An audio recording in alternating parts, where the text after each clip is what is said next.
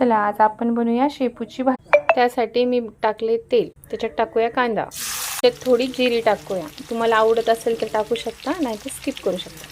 त्याच्यात टाकूया टोमॅटो, त्याच्यात टाकूया मीठ, त्याच्यात टाकूया मिरचीचा कूट, मिरची आणि लसूणचा कूट। हे एकत्र करून घेऊया। हिरवी मिरची लसूण कुटून घेतलं होतं। त्याच्यात टाकूया मुगाची डाळ, भिजत ठेवली होती ती टाकूया।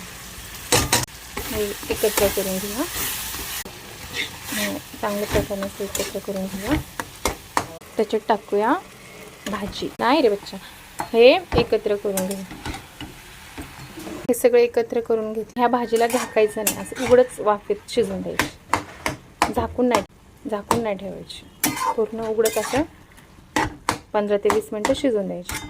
चला 15 ते 20 मिनिटं झालेले, भाजी बघूया आपली कशी झाली।